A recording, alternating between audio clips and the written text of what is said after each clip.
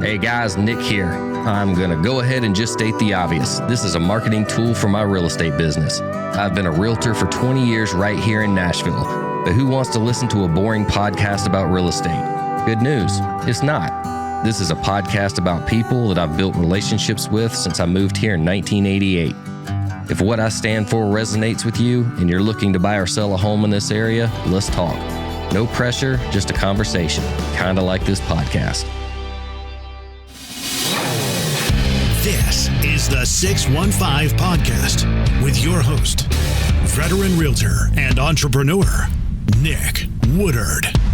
All right, everybody, thanks for coming back and joining us on the 615 Podcast. Today, we've got good friends of mine, Natalya and Tim. They are the creators of Mom's Dish, which has 66,000 IG followers, 26,000 YouTube subscribers. Y'all feature recipes and how to prepare meals. Natalya, you explain to me what it is you do, because I would say it's a food influencer. I think that summarizes really well. I help moms prepare meals that are like crazy easy.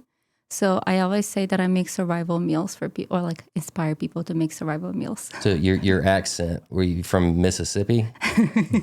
It's funny because when we moved to Tennessee, a lady, we're in a carpet store and she was like, wow, beautiful Washington accent. And I was like, really?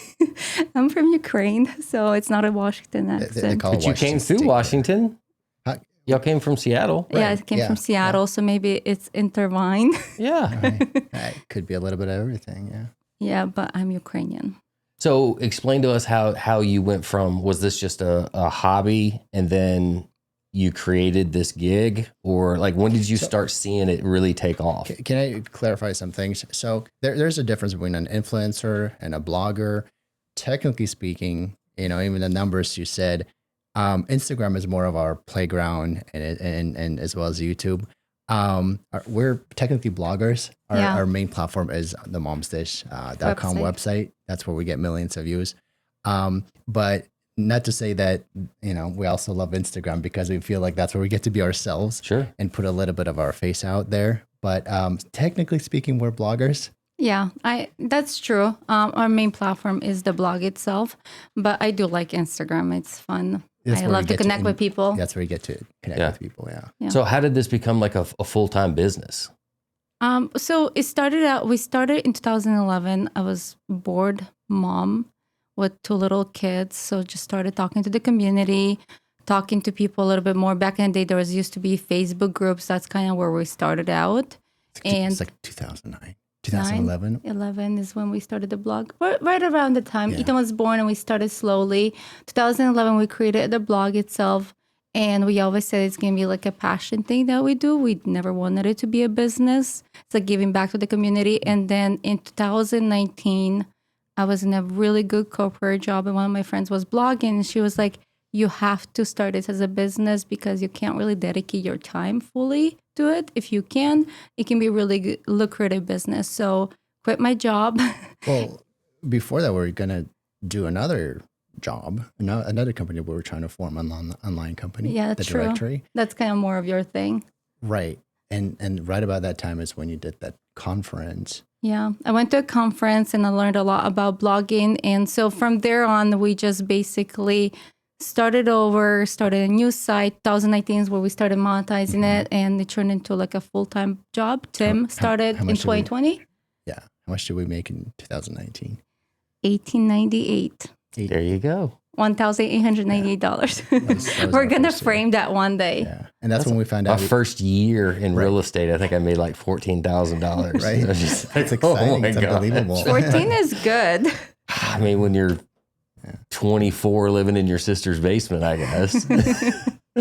Well, you have to to give it in perspective. I was making probably more than an average doctor was at my corporate job. I was making a lot. She was making more than I was. So this was a huge risk. This was a risk. And at the time we monetized the site, it was $1,800 that we made that year. But I was like, I knew that it will be a thing. So I was like, I'm willing to quit this job to make it a thing. So it was like a big risk, but at the same time, we could have lived off of Tim's income. So it was kind of we still were comfortable with it. But it was a risk. It was So definitely kind a of risk. bringing Tim into this, like I remember when you guys moved here and I was helping you find a home, you were still working another job at the time, correct? I was. It's another story. I was, and right about the time We were needed buying, that job though, because we wouldn't be able to buy a house in Tennessee because our 'Cause I business remember it was was so right new. around the transition, I Yes, believe. So and that's we when only they were had. cutting me out. They were closing off the U.S. office because we got acquired by an overseas company. So you were the last one. I was one of the last ones at the company. Yeah. So now you come into the business and you're technically the operations manager. Yeah. So like, what do you do behind the scenes while, she's making everything look so pretty and fancy and making these gourmet meals? Like you're growing the brand behind everything. Right. Can I add something real quick? Well, he doesn't come into the business. He started the business. So basically, he was the one, the technical part. I was the face of it, but he was always the technical part. So he was doing this while he was doing the job. But go ahead. Yeah, it was a very natural kind of flow for us into the business because this is technically what I used to do back at the company that I used to work at. I managed all the back end infrastructure, the technical side, the website, all the everything that had to do with it, all the tax management systems. And so like I guess the way we merged in was good. You were a marketer at your previous job too. I did marketing before and so, this. Yeah. Some people don't realize that when you run a recipe website, okay, this is kind of a sad part, but 10% of the time actually goes towards cooking and the rest is very technical. And so naturally all those talents were brought in together for me. Once I left my job, I just gained more time to dedicate towards, working at Mom's Dish. Right. Well, I got a question I've been dying to ask you. So every night, do you guys sit down it's you and the two boys? Do y'all sit down over a gourmet meal? Don't lie. Or are you like the rest of us where, hey, we get off ball practice and we run by Subway or Taco Bell and okay, so we actually don't eat out much. Okay. That's like the truth. We eat Mojo's tacos. That's my favorite part in Franklin. Oh, I love that. We probably ate there more than anywhere else in Tennessee, but we don't eat, like I would say we eat out maybe 1% of the time. Okay. Like 99% of the time we're eating homemade meals. 2 days ago, you prepared like a very easy dinner, and then we went out and all the kids said pretty much the restaurant sucks. And I don't want to now say what restaurant that was, but it was not a cheap restaurant. I think a home it doesn't meal was compare a to lot Mom. tastier. No. But here's the thing. I made reverse your steak that like the entire meal took me 30 minutes. Reverse your steak, roasted potatoes, and something else like a salad on the side. And they were like, this is the best meal. And teen boys, they love steak. And I was like, dang, that was a mistake because we're going out to eat. They're not going to like dinner. No, I mean, so yeah, we end up eating at home a lot. Do y'all have any future plans for Mom's Dish? Are there any other things on the horizon, maybe like a meal service or anything like that? I've got a friend named Mike Apostle who actually started Factor and sold that off and obviously did well for himself. Like, do you guys have any plans for maybe adding on to what you already have going on? Like when I'm really, really, really rich, I really want to have a bakery or a coffee shop, but not you don't for have to wait till you're really, really rich. No, here's why. There is no money in it. No. So the money itself is always better in a blog, in a digital product, because you can scale it better and faster. But when you go into a bakery business, we're so tied into it. Like we travel a lot. So that would be like a dream, like just to do it have for the love of the game. Yeah, because I love to bake. No, hold on. Let me take that back. I love pastries. I don't love baking. So like yeast doughs and like Tim loves coffee. So that would be a really fun project. It's just we're worried about being tied into it. It would be fun, but I was going to say that we truly love what we do now. True. So I wouldn't really change anything. As a matter of fact, we had opportunities in life that sounded a lot more, I'd say, lucrative.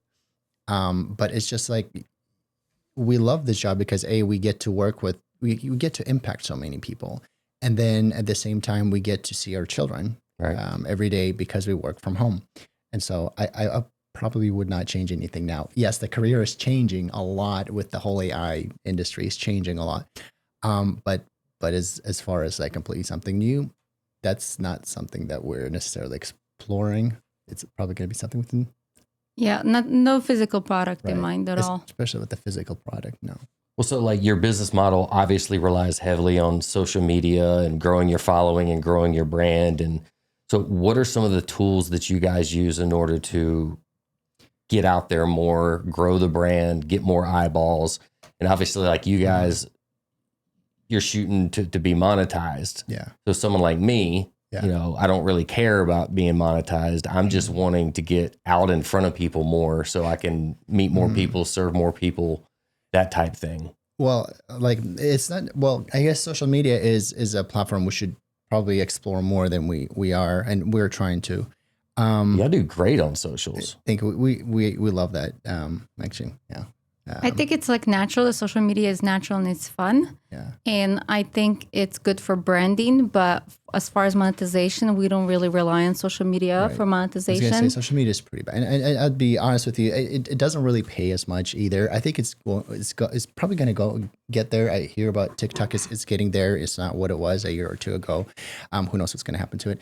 But then you know, we monetize primarily on the website, and that also we do have a lot of research there. Back when we started doing recipes, I remember we would have like, hey, this sounds like a great recipe to put.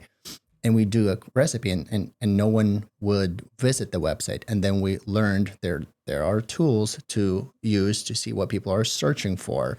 And then there are other tools to research what topics within those recipes people are asking. So we constantly do this research, and then we do, you know, recipe testing. So we actually publish the recipes that people are searching. So a lot of the recipes that you would Google for, like, I don't know, even like Russian dish, pilmeni, you'll see Mom's dish. Yeah.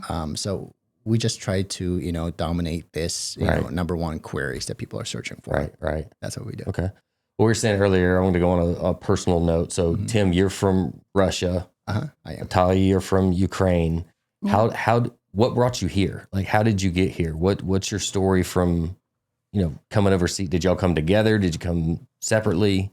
I was expecting that you're going to ask if we fight at home. Because he's from That's Russia, coming from up. Ukraine. That's coming up. Okay. Do we have a war going on at home? How did you get here? Man, I mean, we're definitely. We'll get to that. We're raised very differently. Yeah, our cultures are different. I mean, the countries are very similar, you know. So at the time, that's the combined the question. Soviet Union, correct? Right. Yes. And I guess out of all the Soviet Union countries, I mean, I'm just thinking like Belarus, at least to me, that's what was like Ukraine, Russia. They had a lot of similarities. They do. There's a lot of crossover. A lot of people have relatives. Like, for example, I have relatives in Russia versus you have relatives in Ukraine. Yeah. It's very tied in together. Yeah. Well, like my grandmother was born in Belarus. My dad was born in Ukraine. My mom was born in Kyrgyzstan. So it's all these former Soviet Union countries, but they I guess used to be. But together. we came through the main way that most of immigrants came in the 90s. We came in the early 90s. You came in 92. 94. Oh, 94. I keep on saying 92. And you came in 98. 98. And so when I moved from Ukraine, it was a reconnection of family, but initial... So how old were you guys at the time when you came over? I was 13. And I was 9. Okay. So it was for persecution of religion. Yeah. Original families came in, or like the freedom of speech. And then as you get families in U.S., you are able to move. More people were able to move. So my grandma had a sister, and that's how we came. Right. You had to have like a relative in U.S. Yeah. And we slowly moved. I mean, yes, there was a lot of persecution. My grandpa went to jail for religious persecution. My dad was constantly being chased. We always got interrogated. Our homes were raided. As a kid? Well, I was too young to remember a lot of that. I just remember, because 91 is when it all went away, and I was like 6 by that time. But, you know, obviously the stories, the fear, like I saw that earlier on. But the time we moved, 94, I mean, it did not exist. That type not of to that level, but I think the right. mentality was still there. That mentality was there. My parents were not allowed to go to college, so all that oppression existed. So we did want to get out because the opportunity wasn't there. Like And- you can't be you can be a good student, but you cannot get straight A's because of the religious beliefs that you have. So mentality still didn't leave. And I think it takes years for people's mentality, mindset to change. We talked about recently about raising kids to how people raise kids is so different. Soviet Union or like how we were raised compared to current time. Yeah. Let's get into that. So you've got two boys Yeah. that y'all, how old were they when y'all moved here? What, 12, So- 13, Let's get 14? to US. No, when y'all came to So Tennessee. we have been here for 4 years. Jacob is 16, so he was 12, and Ethan was Probably like 10. 10. Okay. Yeah, I'd say So- 10, 12. As a kind of a contrast, how were they growing up differently here in Franklin, Williamson County, College Grove compared to I should how you say- guys grew up? To how we grew up. Well, this is very different. Well, at their age, I was already in I was 13, you were already in US, but like upbringing, I mean, everything, like the first bananas that you eat. I remember the first time when we came to Washington State, when we moved from Ukraine, I opened up a fridge and like our relatives stuck it up and I was like, Coke, bananas, unlimited. What a life. So like those are the type of things that we didn't have access to at all. Like things have changed in Ukraine after the fall of the Soviet Union. Things have changed quite a bit. So there is more access, but our childhood and their childhood is like absolutely different. I used to go to the bathroom to a now house. Like we would go in the wintertime outside to use the bathroom. I hope it's not Well, like TMI. I'm from North Alabama, and my parents did that too. So Outhouse? Can I share Yeah. something that's No way. Tell me if that's TMI, but we also had it. And ours was so far at the end of the yard. And so what we So did, it doesn't stink. They put at the end of the yard. of course, I guess, yeah, that's how they do it. And so, I mean, I'm from Siberia, so it's up north where it's like winter 8 months out of the year. Oh, gee. But yeah, it was pretty cold. But what we did, and this is probably gross, and I'm sorry about that. But Bring we it. as kids, we would not walk out to that white outhouse. What we do is we pee out of our porch. And what happened is the ice would start I building literally have clients that say, "Find me a house where I can pee off the back porch." So that is not abnormal. They need to move to Siberia. That happens in Williamson County too. Problem, really? Well, the problem wasn't the back porch. We didn't have a back porch. It was the front porch. And I just remember my brother and I, so our dad was always upset at us because we had a Yellow patch stains. of yellow ice that everyone always slipped on.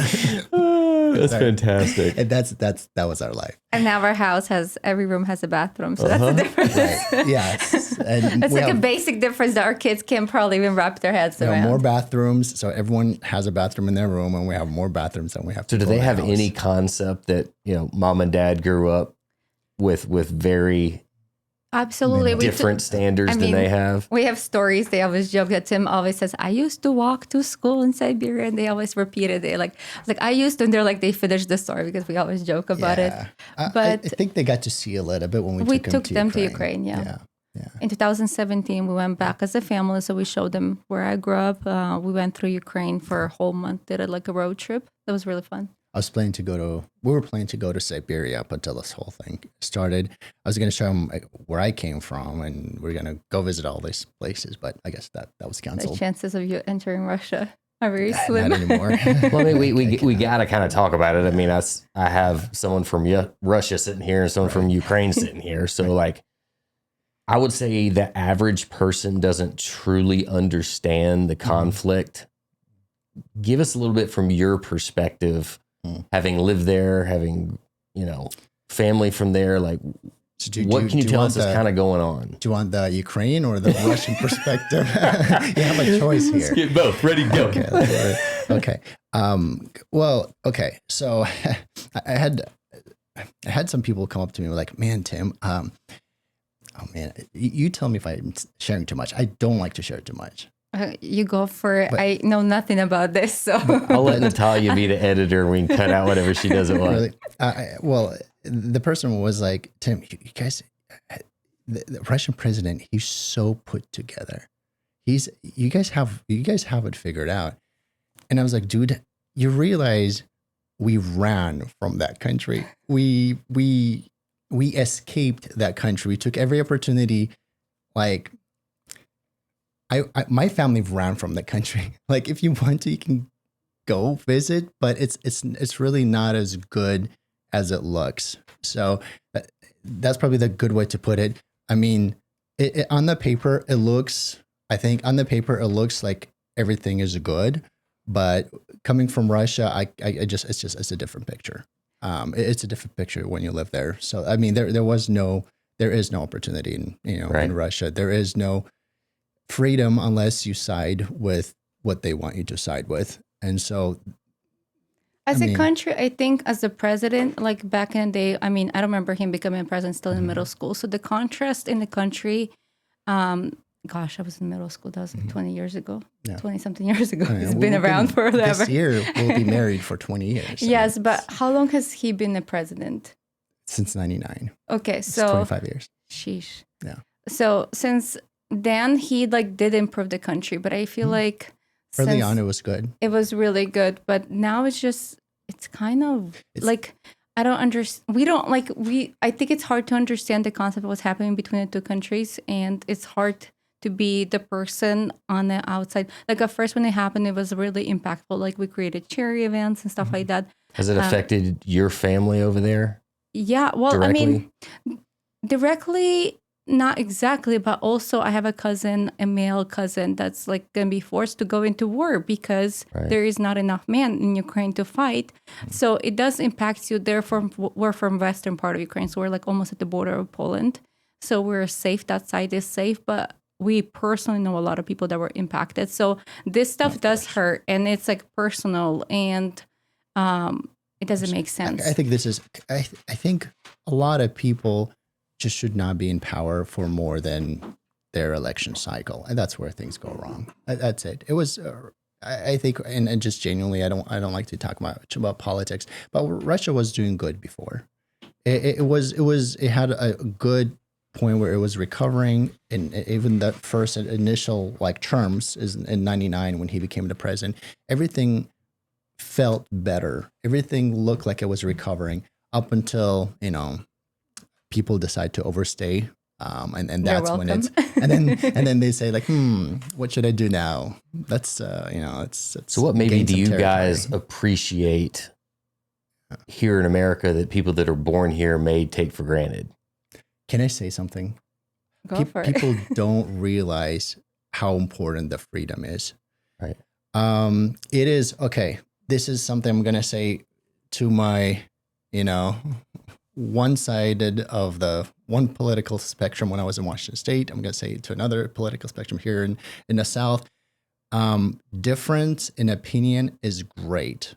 The fact that we have people on one side of, political opinion and another political side, and both of them are able to speak, that is to me, it's the happiest I feel, because I know like this, that the opposition is not sitting in jail. To me, that's good. So I think we should be happy when we have, these two political parties, as much as we're like, we don't like one side or we don't like the other side. I'm just happy that it's important to have both. It's important to have both. Not having the censorship one way or another. Yes. And it's good to have people that disagree with you. And because, Russia doesn't have that. And every time I come from anywhere, we travel to Europe quite a bit.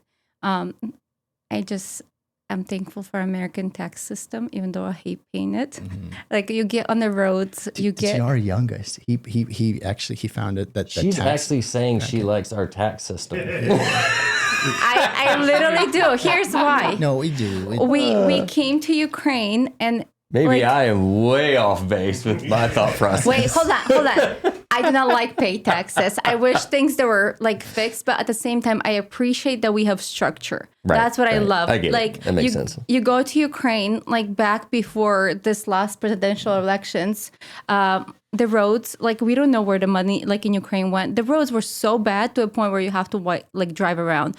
Tennessee roads are not the best because of the weather climate that we have, but at the same time, America, the fact that we have organization, and I'm just take my money, just keep things organized. Is it that way over there because they don't have the money, or is it because it's corrupt It was and it's corrupt. going somewhere else. Well, I don't think that they had a good tax system forever. I think it was broken since the fall of the Soviet Union. The system was broken, and there's not like it wasn't.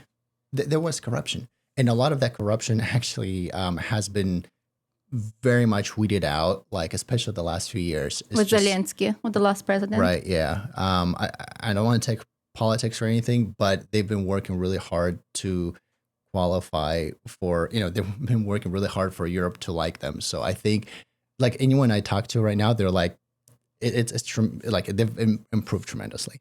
I think the mentality might still be there a little bit because it's hard to, like I say, takes years for things to change. Of course. Mm-hmm. But yeah, that mentality is not, it's still like once you go through this thing, like even when parents, when they came to America, they thought that cashiers were trying to trick us to make money on us.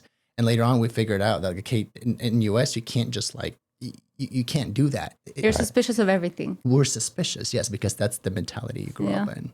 Well, I've been suspicious of you since the day I met you. It's funny.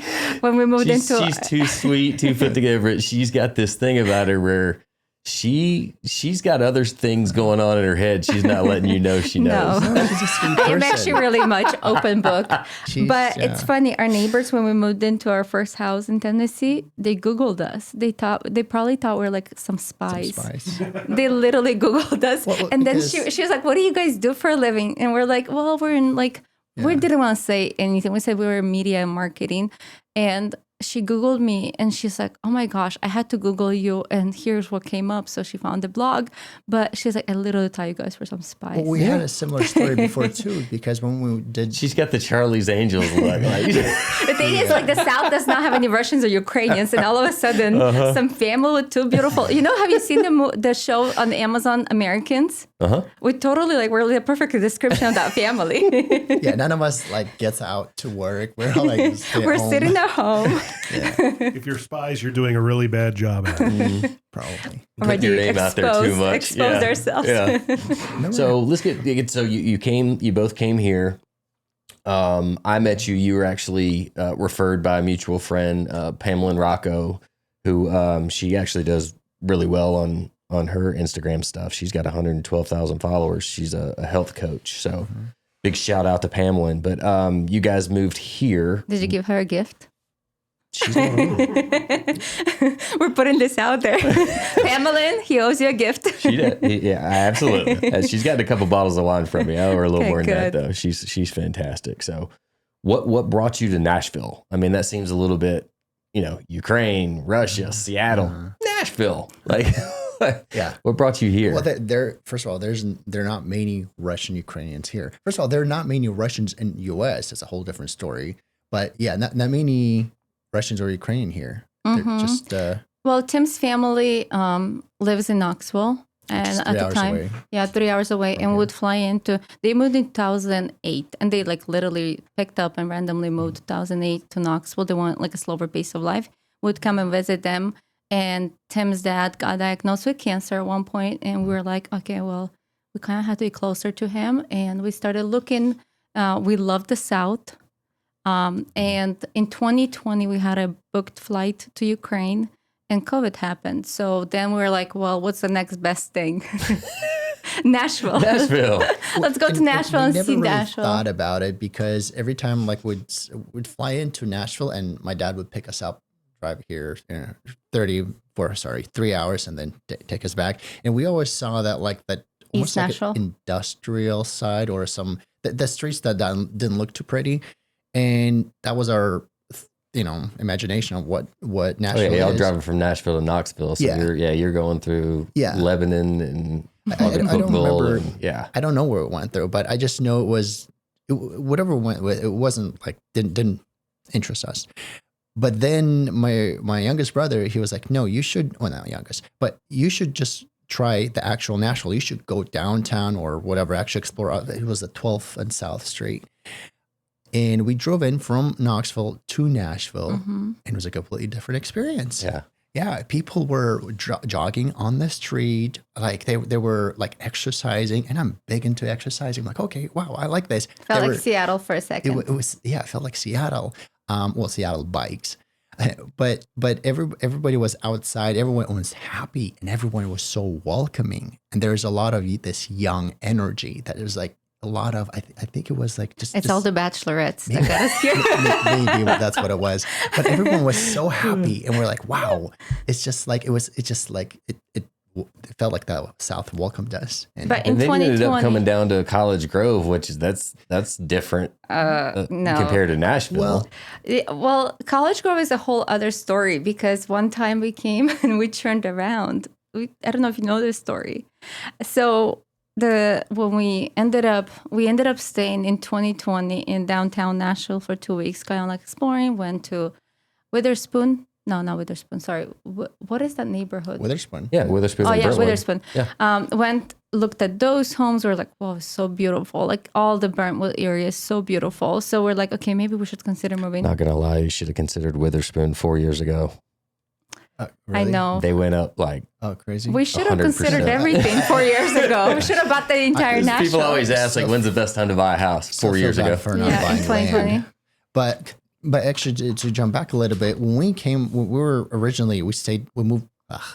rented an Airbnb for 2 weeks in Nashville and tried to decide if we liked the place. And then we try to go around finding out where are the best schools? Where do you raise kids?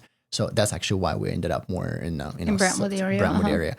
And so like you went to Orange Theory and you overheard somebody talk about it or something like that. And I was researching on Zillow and I learned about the Williamson County. So it was like reconfirmation. You heard about Williamson County.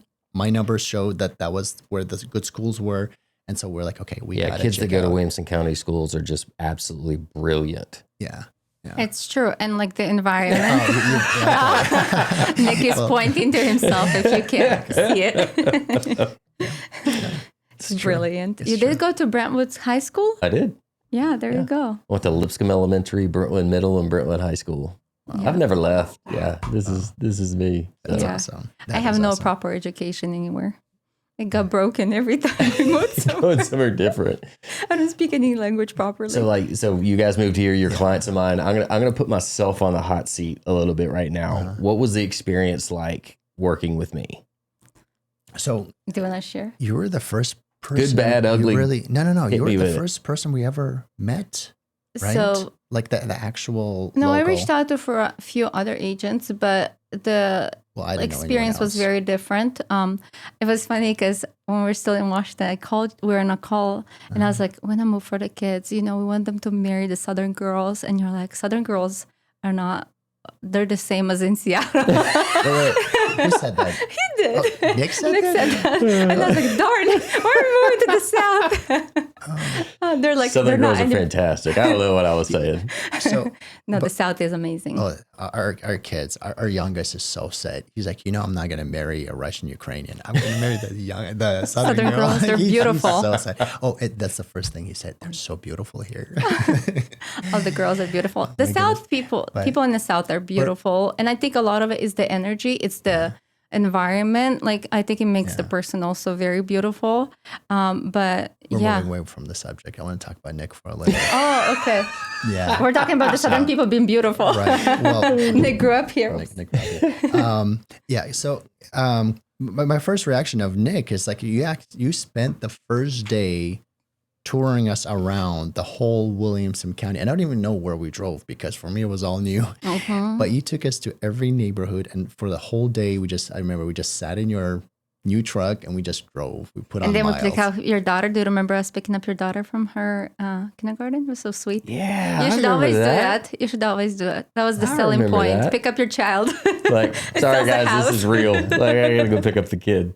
It was awesome. But I think you gave us a really good perspective on like different areas. That's when I realized like all my research just went out of the door. window. Yeah. And the our window. budget too. And and it was like a lot of it was My mama likes nice things though. I got nothing to do with that budget. Oh yeah. he had a lot of connections. We're like, I didn't know it was a lot about connections. And We're very happy with the house we got, and it was like a good time, good neighborhood. Very happy. We actually looked in Thompson Station. Remember that? And you were like, oh, I don't know. You told us about the traffic, about and you're like, why don't you check out Nolensville or all these other We love areas? Nolensville. We didn't end up in Nolensville, but still. But yeah, we ended up like very different than what we thought. We thought Brentwood, and you're like, no, Brentwood might not be your age range.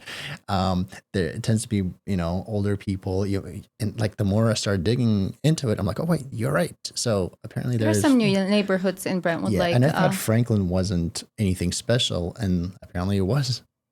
It's such a beautiful Franklin's place. so big. You have different pockets in different areas. But it just seemed everything you guys were telling me you wanted. I was telling clients yesterday, like, there's so many times that I feel like I know where you're going to end up, but I have to let you decide, make the choice. You see everything and you kind of get the vibe of where you want to be. It's funny because when we came to College Grove, I didn't finish that story.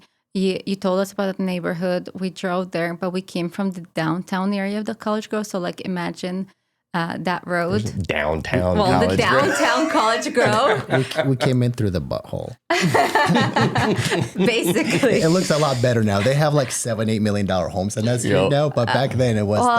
We drove in, and then I see cows, and it smells like cows, like the farm across the street. And I was like, I am not moving back to Ukraine. Does that remind you of Ukraine? Yeah. I was like, we're turning around. I didn't come to America for this. So we literally turned around, and then we went back the next day. So we were at the gate of our neighborhood where we live right now. And I was like, Tim, this is a bad idea. Please turn around. Like, this is horrible. I'm getting anxiety. So we turned around, went back to Brentwood, looked there again. And then the next day we're like, maybe we should go see it. And now I love the cows. I love the milk. I love where we live. I'm obsessed. Everything about College Grove. We just like you said it. We love our downtown. That's where we buy our milk across the road. It was just the people there, the friendliest. There's a lot more in the way that y'all may not know about. The milk? No, there's a lot more stuff coming to College. Oh, really? Oh. Now I'm becoming one of those original people that I don't want any more stuff. I like these pastures and cows. And, it's so beautiful. We love it, especially in the summer, springtime. We're so happy where we are. Like, it's truly the American dream. You have the cows and you have beautiful homes. That's awesome. Yeah. So I absolutely adore you guys. Our cultures are so vastly different, but we've gotten along since the day I met you guys. Like especially you and Tim. I was in the back of the truck at the beginning of this podcast. I was like, let's not talk about politics, because all I remember is you two going at it the whole time in the car. Right. And I was like sitting in the back seat. I was like, when is this going to be over? I forgot about that. Yeah. So I was like worried about today a little bit. But Nick, I just remembered, he was our emergency contact for our kids. He still probably is. Probably still are at school. Yeah. Actually, we didn't know anybody here. You were like the only person we knew. So when we moved to Nashville, we literally knew nobody. So we put you as emergency contact for kids. Love it. Love that you trust me enough. Who would go shop for our kids? You would. Like, I mean, that would be obvious. I'll raise those boys. Oh, yeah. Now we have more people, but definitely you were the point of contact for us. Oh, well, thanks, guys. I appreciate it. Remember how we shipped all the lights to your garage? Yep. That's right. Oh, we even left. When you're building the house, we put all the lights in my garage. We left the car at his place, too, at one time. Yes, we did, in your driveway. We really made use of your services. So if you guys need to ship... I want it to be an experience. Yeah, if you need a real estate agent with garage space, he has it all. Yeah. Well, guys, I appreciate you coming. We never want you to leave without a gift. Oh, wow. You get a gift? So we have your own 615. But our phone number is still not switched.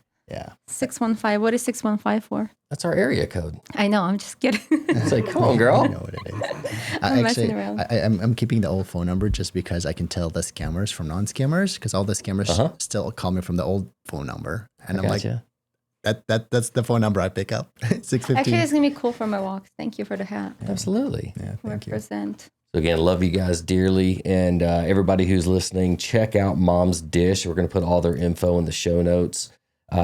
These are fantastic people, and you'll get a lot of high quality content following them. So again, thanks for joining us. We'll see you next time. Thank you. All right.